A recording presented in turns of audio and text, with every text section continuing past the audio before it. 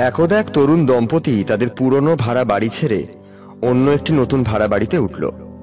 পরদিন ভোরবেলা তারা যখন সকালের নাস্তা খাচ্ছিল, সেই যুবতী তার বাড়ির উল্টো দিকে থাকা প্রতিবেশীকে জামা কাপড় কেচে দড়িতে শুকাতে দিতে দেখল।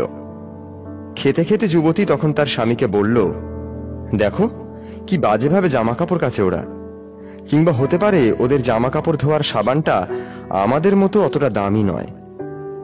স্বামী তখন জানলা দিয়ে বাইরের দিকটায় দেখল এবং চুপ করে আবার নিজের খাবারে মনোনিবেশ করল। এরপর যতবারই ওই প্রতিবেশী কাপড় জামা ধুতো, প্রতিবার ওই যুবতী তার স্বামীকে বরাবরের মতোই একই কথা বলতো। স্বামীটি কিছুই না বলে চুপ করে থাকত। দিন 15 বাদে একদিন ভোরে উঠে যুবতী একটি পরিষ্কারভাবে ধুয়ে রাখা সাদা জামা প্রতিবেশীদের বাড়িতে ঝুলতে দেখে অবাক হয়ে স্বামীকে বলল, দেখো ওরা বোধহয় জামা কাপড় ধুতে শিখে গেছে, কিংবা আমাদের মতো দামি সাবান জোগাড় করেছে কোথাও থেকে।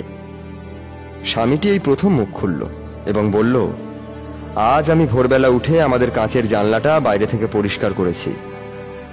যুবতী তখন নিজের ভুল বুঝতে পারল। আসলে আমরা অনেকেই ঠিক ওই যুবতীর মতো, আর আমাদের জীবনটা ওই কাঁচের জানলাটার মতো। নিজেদের চোখের ওপরে জমে থাকা ধুলো না সরিয়েই আমরা অতি সহজে কাউকে নোংরা বলে দিই, খারাপ বলে দিই। একবারও নিজেদের বিচার বুদ্ধি বা চিন্তাধারার মূল্যায়ন করি না, কারণ আমরা সবসময় নিজেদেরকে সঠিক ভাবি। আমরা মনে করি আমরা ভুল হতেই পারি না, আর এটাই আমাদের সবচেয়ে বড় ভুল ধারণা।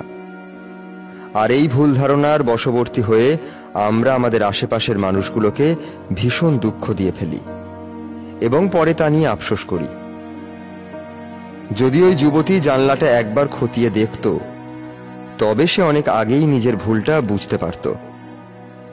কিন্তু নিজের ভুলের মূল্যায়ন করার চেয়ে তো কাউকে দোষারোপ করা অনেক সহজ। তাই অন্যকে বিচার করার সময় খুব তাড়াহুড়ো করা উচিত নয়।